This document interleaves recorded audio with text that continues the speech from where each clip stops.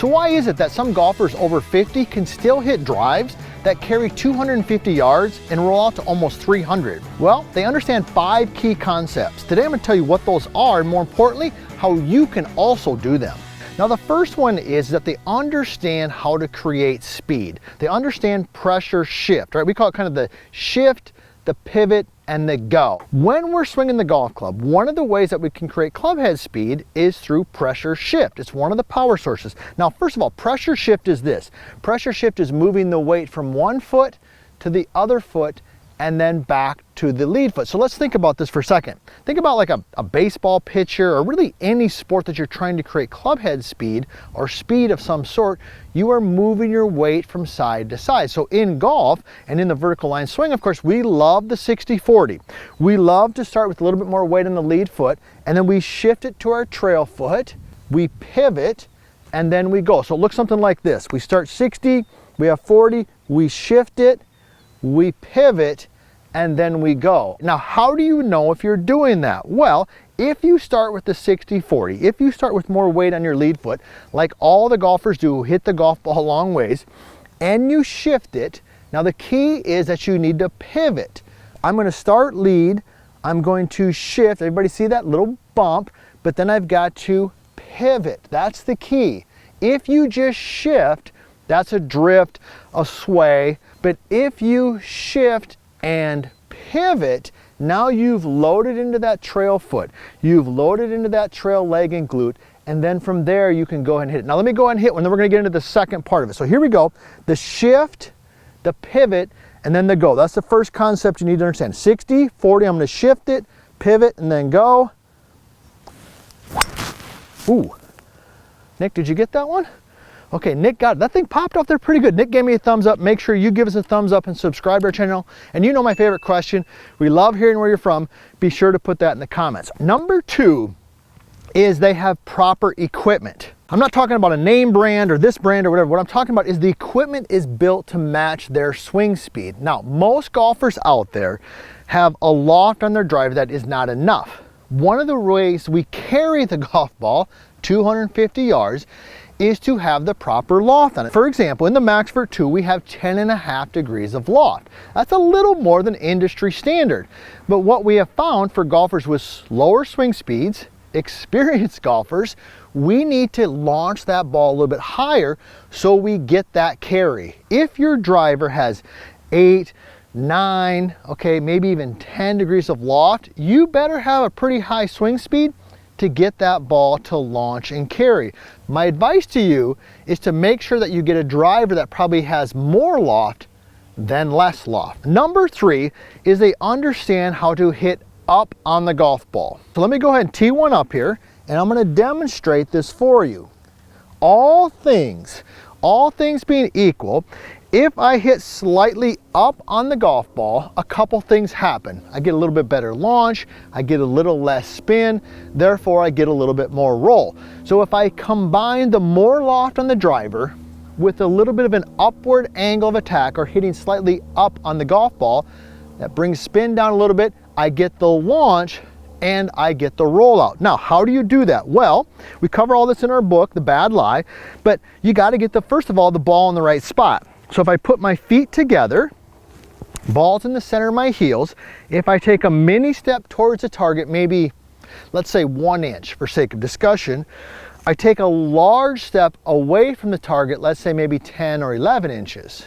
All right, so everybody see how I do that? So I put the club behind the ball, mini step 1 inch, big step 10 inches away. Now I know that the golf ball is slightly more forward in the stance. To set your body to hit up on the golf ball, what I want you to do, mini step towards, big step away. Remember the 60-40? Okay, remember, shift, pivot, go. So when you bump the hip, when you move 60% of your weight forward, you're going to naturally tilt your upper body away from the target. When I bump and I tilt, now I've set myself up to hit on the golf ball, or set my body up to hit slightly up on the golf ball. So let me go ahead and do it. And then we're going to talk about number 4, and then we'll get into number 5. So here we go. I've got the proper ball position, a little mini step, big step, 60, tilt. Okay, I'm going to shift, I'm going to pivot, and then I'm going to go. Okay, I'll take that. That one was a little bit more on the heel. Man, that had great launch to it. Number 4 is they hit a slight draw ball flight. I'm not talking a hook, I'm talking a slight draw ball flight. Generally, I like to see my students who are looking for more distance hit a slight draw. Why? Well, because when the ball is drawing, it tends to have a little less spin, and when it lands, it rolls out a little bit more. How do we do that? When you're set in there, you want to make sure that the club face is square to your target line. So I'm going to make sure the club face, I got my max vert tune, and here we have this fairway finder, this white line, so it's very easy to aim. I make sure that that white line is pointed at my target, which is just over the orange barber pole out there on the driving range. Now, here's the key. With your feet, I want your feet to be ever so slightly closed. We're not talking crazy, we're talking just a little bit. So when my club face is square to the target, orange pole, my stance is ever so slightly closed. What that's going to do is it's going to help me swing the club from in to out with a square to slightly closed club face. That will produce the draw that I'm looking for. So let's tie a couple of these things together, and then we're going to talk about number 5, which is probably the most fun one. So here we go.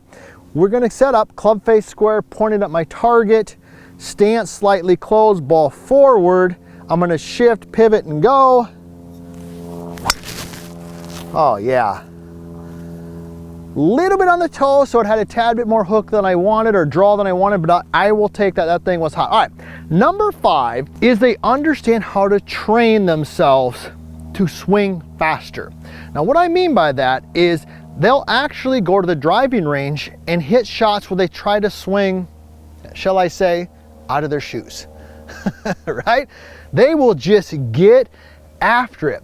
Far too often in golf, we tell people what? Slow down. You're swinging too fast. Your tempo's too quick. Slow, slow, slow. That's constantly what we're telling people. And there's some truth to that. But we also have to learn to train our top speed. So as an example, if I swing this club at my maximum speed, I'm going to say 110%. Now, I'm not advocating that you swing at 110% on the golf course. But if I can train at 110% here, what that does is that raises my normal swing, so that when I move over to the golf course, now my normal swing, instead of being maybe 85, is now 90. The only way to create more club head speed and to learn to move faster is to train faster. So let me go ahead and tee one up here. Nick, this is gonna be a fun one right here, my friend. All right, it's gonna be fun. We're gonna get after this. My whole goal here is to swing as fast as I can. I don't care where the ball goes, but I am gonna take the process and, excuse me, the time to get set up correctly. Club face square, you know, boom, boom, a little shift. All right, here we go. I'm gonna just swing this thing as fast as I can without hurting myself.